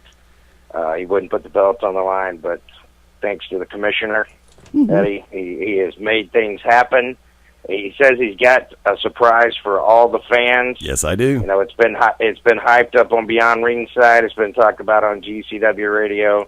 That Georgia wrestling thing, you know, is not to be determined. Is where you find out the information. By God, that's what's going on tonight. So just lay. I'm sorry, lay one on us. Lay one on us, Demish. Put us out there. And here we go. Breaking news on the To Be Determined show. Ladies and gentlemen, this coming Saturday night in Pell City, Alabama, under the banner of Global Championship Wrestling. Championship on the line as Micah Taylor defending against Maddog Dan Sawyer. That match has been changed. This will be a last man standing match. This Saturday night, championship on the line. You got it. Breaking snooze right here on the To Be Determined show. Wait, wouldn't that make Dan... Hold on a minute. Wouldn't that make Dan the winner by default because Mike is not a man? I like the way you think, sir. I like the way you think. And I owe him one because, you know, I've had my nose broke 16 times, so 17, you know, I lost count, you know, back when I first started this stuff. And somebody said, stop leading with your head. But, you know, I'm going to do a little headhunting this Saturday night in Pell City, Alabama, and looking forward to wrestling Micah Taylor. So what you're saying is, Eddie, we can use tables, chairs, whatever, no DQ, last man standing. Is that correct? I mean, no DQ is still standing, right? Yeah. Last man standing by any means necessary. I tell you, Micah to leave his Viagra at home, okay? Because I got nothing to do with that. I got nothing to do with that. Tracy has threatened to kill me. She has threatened to smack a coconut over my head if I ever mention the V word and Micah in the same sentence again. That's right. But you're speaking of Tracy really quick now. I know that there has been some breaking news on GCW Radio with that as well. I mean, the Taylors are in effect. You have yourself in a last man standing, which is the equivalent of no disqualifications match. Somebody is going to win. Whoever doesn't answer the 10 count is going to lose this and not going to be the champion. I mean, so much on the line. And now with the breaking news, you have a women's division, and your champion is Tracy Taylor. Is this correct? That is correct. Now, how do you feel about Tracy being just handed the title? Well, the commissioner, because Eddie, of course, Eddie, you will get yours on that, but Dan, how do you feel about this? She won some matches to make it happen. But I know there's a lot of strong competition out there with Nina Monet and Pandora. And Octavia's getting the first strike at the match. And, you know, we'll see what happens. I know that, she better pack to lunch, you know. And I'm not taking anything away from the Taylors. They are a fantastic wrestling family, husband and wife, still making it, you know. But I'm planning on taking some gold off Micah Taylor. You know, I hope Octavia's been eating the Wheaties and, you know, drinking the Ensure or whatever she does in her training, because, you know, Kitty's got claws over there. You know, we've seen some really good stuff out of the ladies division in Global Championship Wrestling, but, you know, Tasha, she's a hell of a fighter, and I'm sure we'll see her come down and get a shot at this belt too. I know Taylor Hendricks and Heidi Lovelace out of the TNA Knockout division. Taylor and Heidi's out of Ohio Valley. She's listed for coming down, and Ribby Sky it's supposed to come down in April or May. I can't remember. I don't have my book in front of me. Like Frankie Valentine, by God, I don't have my book in front of me. Bring out the book. Bring out the book, you know? We should say, hey, brother, there's a thing called an iPad and a telephone, smartphone. You know, it works really good. Of course, I can't figure mine out sometimes. But I had a beautiful lady tell me the other day my phone was gross and I needed a new one. It's a freaking Android. But guess what she does for a living? Sells phones. Sells phones. Sells phones, yeah. Yeah, but you know, you can't fit an iPad in a fanny pack, I'm just saying. So. Well, you know, brother, I hadn't worn one of those since '93. But Rob Adonis and Frankie were both rocking one the other night, I think. How is Rob doing? Rob Adonis, Rob is doing well, man. He's going to be around, I think, in May, and he's going to make an appearance and stuff. But he said he's not going to waste the boots, dude. He said he just can't do it. He's just a real bad back injury, and I told him I sympathize with him. But, you know, we're not spring chickens. Chris, he informed me that I was a year older than him, so I really appreciated that, you know. But you know, you gotta rib each other every chance you get. So that's this business. Well, hey, let's talk about another championship match. You know, since I'm on your show, Nemesis. I know you're managing to be the first title defense for the Unlucky Charms, Damon Christopher and Mr. Nach, and it should be a real good match, high definition, which you guys defeated in the tournament. Which did you guys handpick these dudes, or is this like, you know? I mean, did y'all draw them out of a hat? I mean, the Mulkeys weren't available, probably. So nobody gets that joke. Oh my God! Yeah, they do. The frickin' Mulkeys. They're still taking bookings. That's what's funny. When I did FanFest last year, I got a damn email. Thought it was a rib, so I had to follow up on it. And I've got it really was the damn Mulkeys. And you know, I'm like, you know what? I remember that one Saturday that they won the match. I can't remember who they beat, but it was on TBS one Saturday morning. Oh my God, the Mulkeys won. But you know, high definition. You know, they've been tag team champions before. I'm just having some fun with you guys on a Wednesday night. Well, you know, Jeremy Foster and Cody have a weird tandem to him. Cody's a strong guy, wrestles a strong style. Not as strong style as Chris Knox or Damon Christopher. No. Jeremy Foster is a phenomenal wrestler. If he could just be pulled back, you know, reined in a little bit, and get it through his head that less is more, I mean, he's ready for a fast track of being I don't want to say superstar, because that makes him like he's going straight to WWE, but somebody that's very well known, especially in the Southeast. The whole thing about this is last time they tried to use their speed against the size of Damon Christopher and Chris Knox. We all know that Unlucky Charms use their strength as just. I mean, that's what you're supposed to do. If Foster can somehow use his speed a little bit more, because they were that close to actually beating us, they may pull this out. But I think personally, and we all know this, 16 years in the business, 16 years veteran in Damon Christopher, that speaks volumes right there. It's all about outsmarting. It's not necessarily about out wrestling. It's all about the W. And having the titles now, being GCW champions and this being a championship title match, just adds a little bit more to it. But you guys know, ask Swinger, damn near. To Corey, you saw what Chris Knox did to Swinger the 13th at or the 16th UIW at Redemption. He beat the crap out of Swinger. Swinger wanted to just get on the plane instantly. As soon as Nach, the match started off, he hit him so hard, Dan. I swear to you, I saw in Swinger's eyes that he wished that he was on that plane already, that jet plane already to Orlando. Because so I owe you money. Did he say that? I just want to know. Yes. God. Did he say that? No, now I know we're breaking kayfabe, but I really don't care. He crawled over to me and Swinger looked me dead in my eyes and said, "Wicked, your brick shit house is killing me." That's what he calls Knox. When he saw Knox at Peach State, he looked Knox up and down. He's like, "Wicked, you brought in a brick shit house." And that's kudos from Swinger. I love Swinger. Swinger's one of the guys I respect most in this business. And it was a weird match. With Chris, Swinger being an old school guy, really not wanting to do that much. And Knox, you guys know, Dan, Knox. Yeah, man, I got to touch.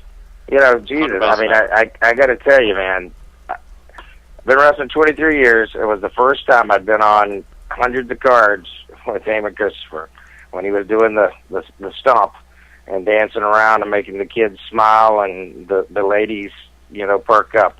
But I got to wrestle the guy for the first time ever, and that was at the JYD tournament in the finals.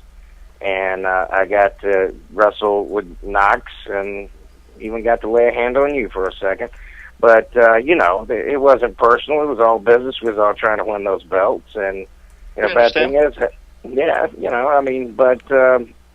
I felt like I was wrestling 4 guys there, because the underground sure don't like me. And you guys are just trying to win the belts. And, it was business. And we walked away, At least you got your guys wasn't trying to crush my nose. I mean, they would have if they had to, but, thanks for the Hawaiian punch in there. His little L'Oreal streak. He had to get a little heat on the nose, and hey, that's the business.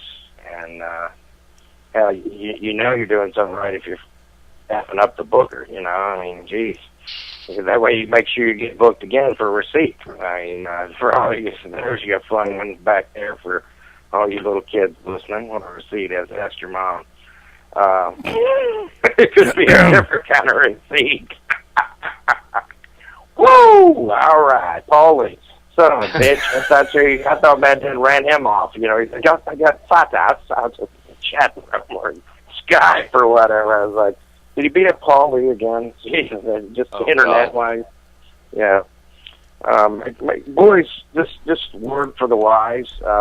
Everyone watch out for the texting of your female fans.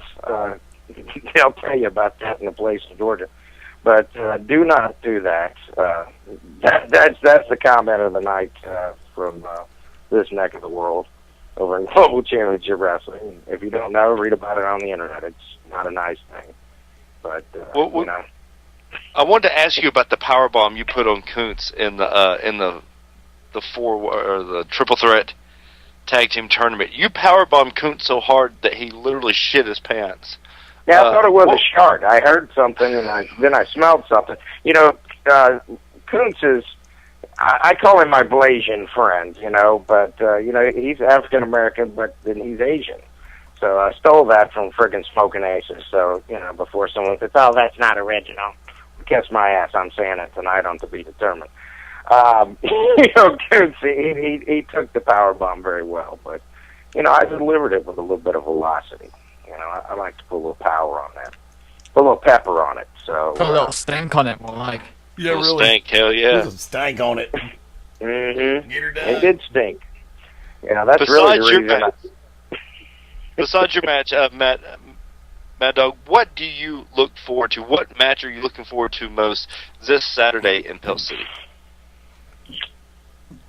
Well, there's a really good match that has been kind of not even talked about that much. It's a 6-man featuring Showtime Shane Fox, Scotty Blaze, and Vernon or Out of Control Jake Cole taking on Kuntz, Xander Stone, and Spiral. I mean, here we are cooking up this Global Championship Wrestling versus the Underground. They say they train harder than us.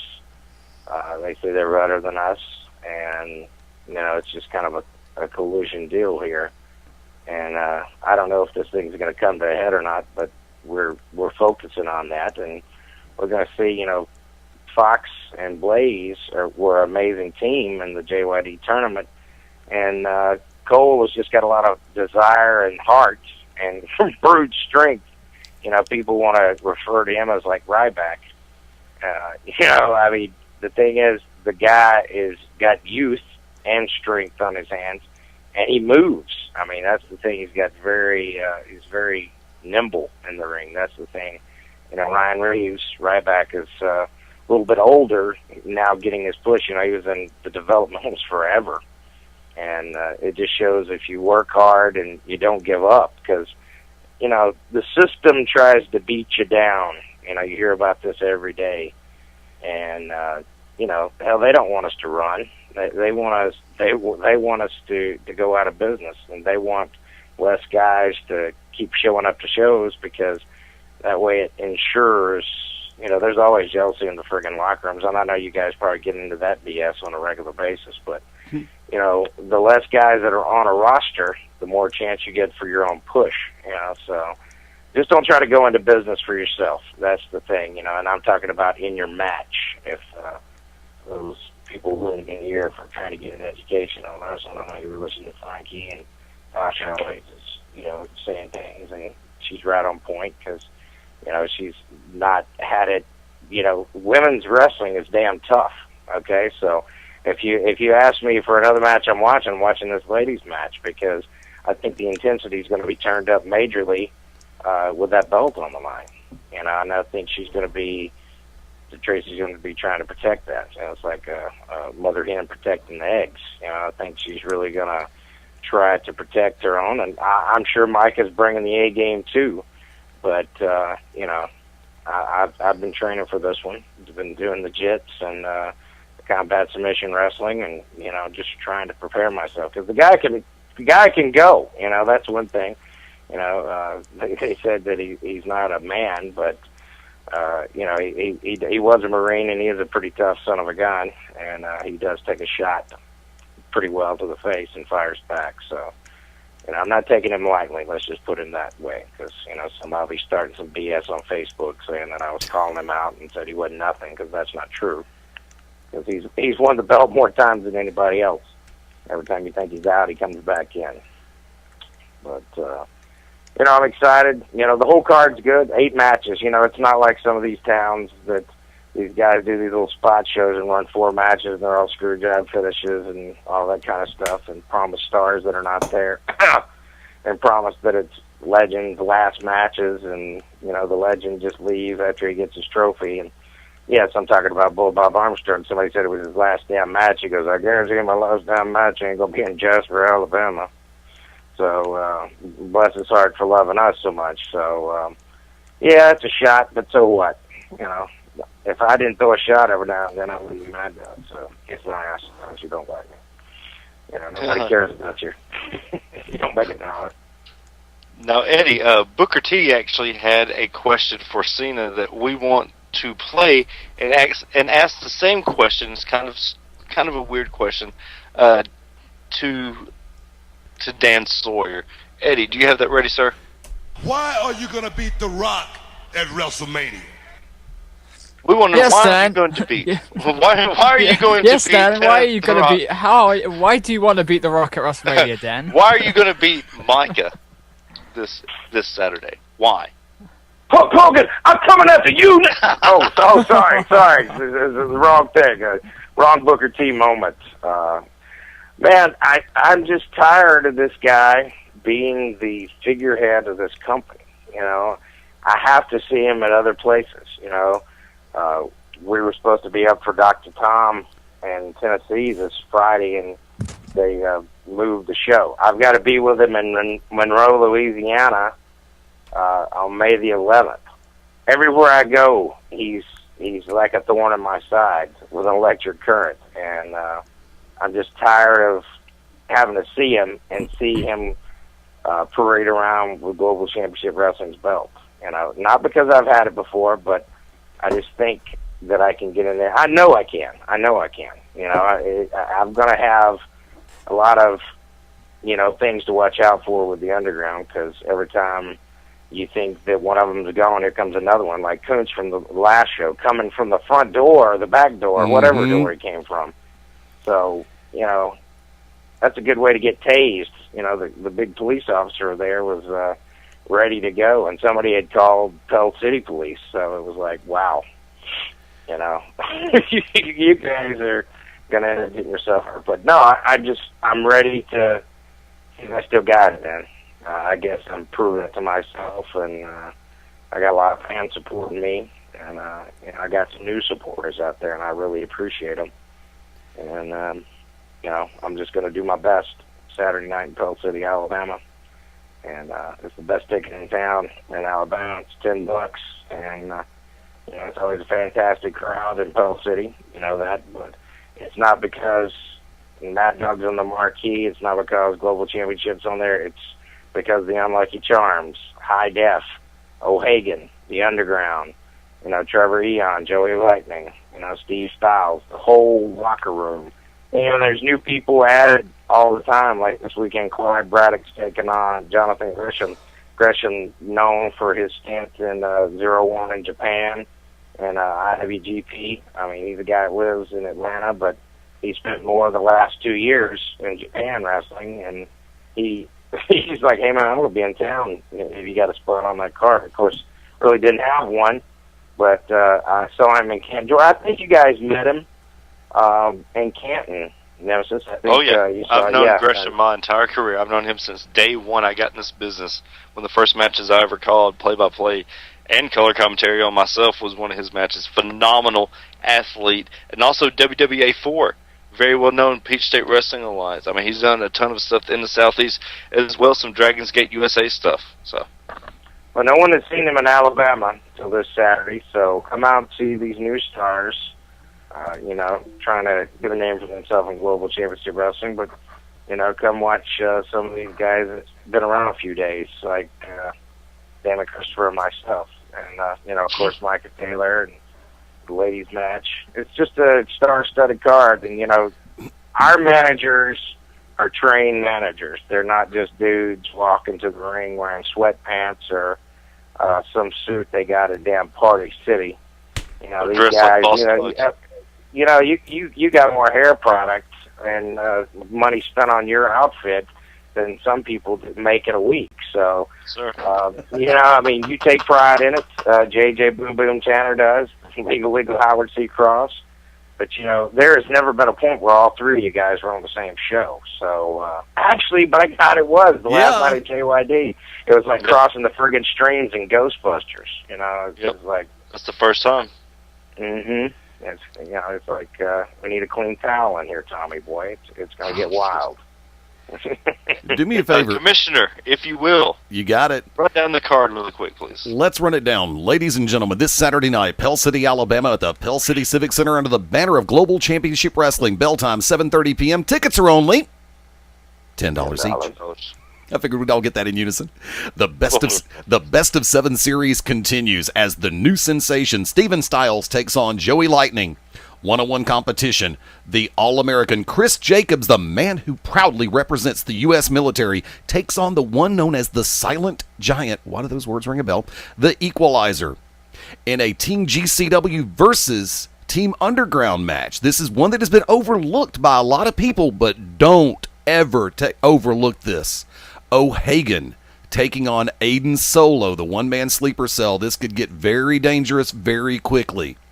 We know O'Hagan. We know Aiden Solo. Will O'Hagan be a touch overconfident? And will Aiden Solo be able to take advantage? You heard the breaking news about John Gresham taking on Clyde Braddock this weekend. Brand new faces in Global Championship Wrestling. 6-man tag team match. Team GCW versus the Underground as Spiral. Kuntz and Xander Stone take on Burnin' Jake Cole, or Out of Control Jake Cole. Showtime Shane Fox and Scotty Don't Need a Nickname Blaze. I kind of like that gimmick. I'm just going to stick with it. The GCW Tag Team Championships will be on the line as the Unlucky Charms, Damon Christopher and Chris Knox, under the tutelage of their spiritual advisor, the Oracle of Ominous, the Wicked Nemesis, defend against previous GCW Tag Team Champions, High Definition, Cody O'Connor and Jeremy Foster.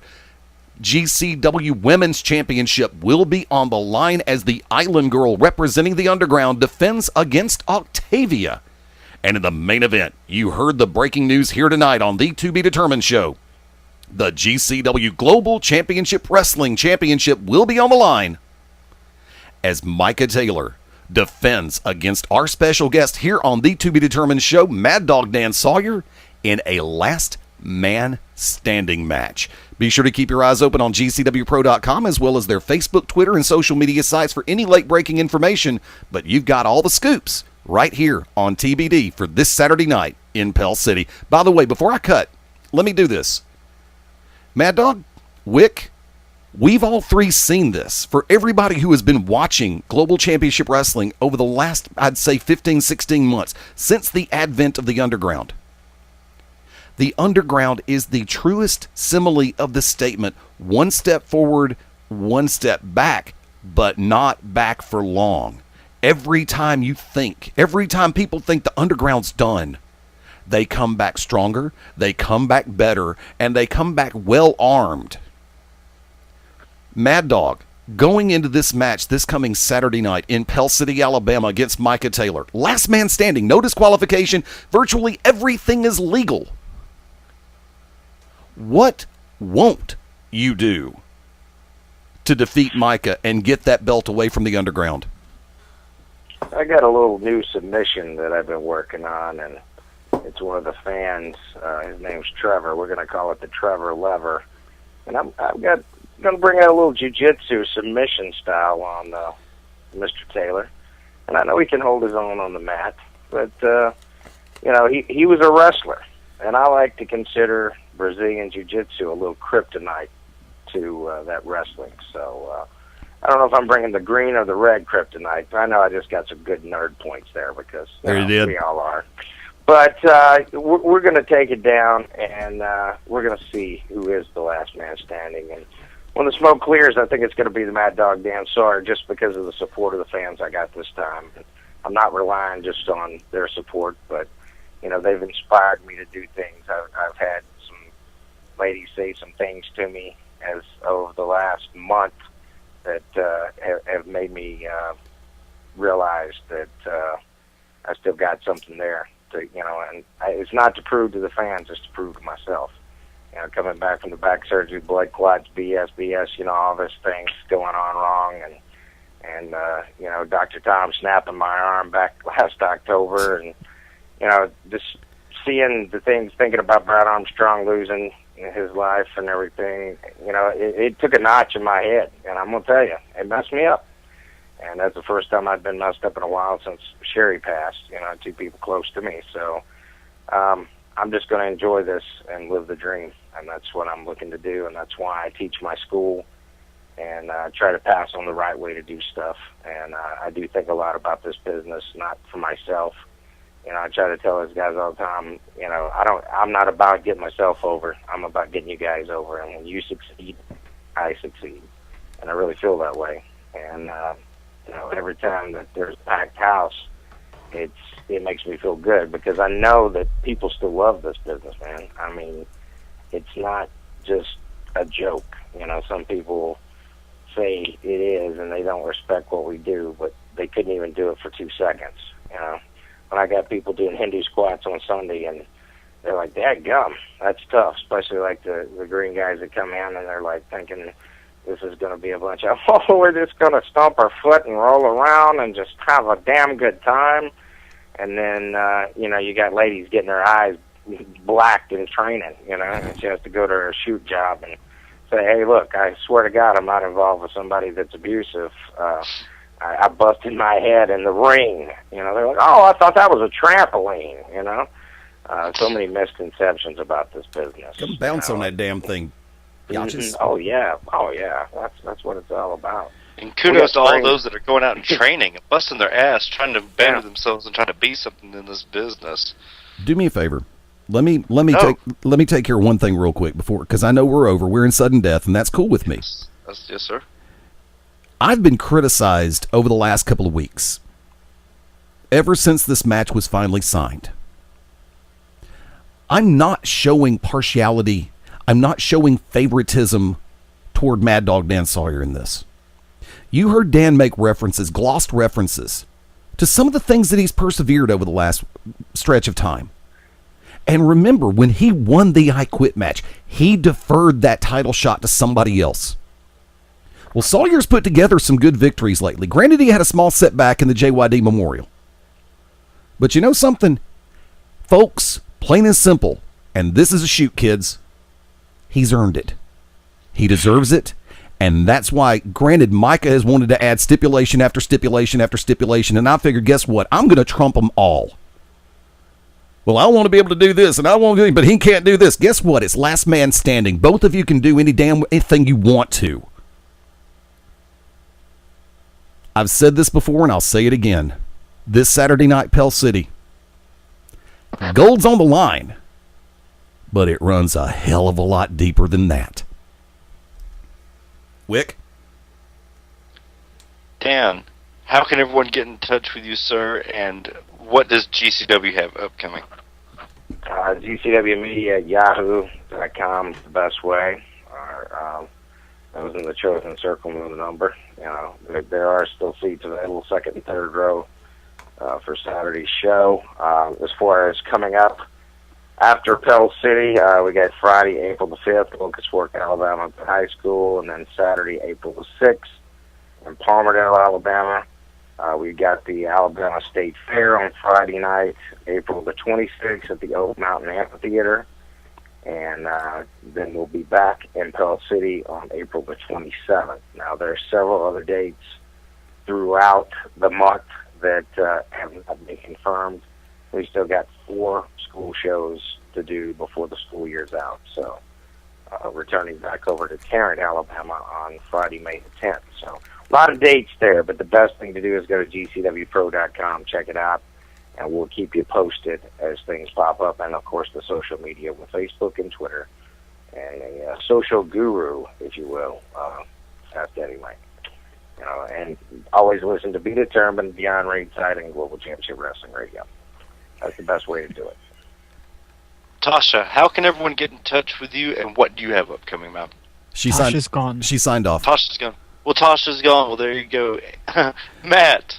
Hey, wait, actually, Wick, don't forget, you can find Tasha Simone on Twitter at Tasha FN Simone, and you can also find her over on Facebook. Just look her up, Tasha Simone. And Matt, how can everyone buy yours and Rob Van Dam's comics, sir? And what do you have upcoming, whether it be your podcast or your website, sir? Right, podcast, we're doing a special edition tomorrow night because we're both going to be away on Sunday, Easter and all that. We're going to be filling up on chocolate, so that'll be 9 p.m. GMT, whatever it is.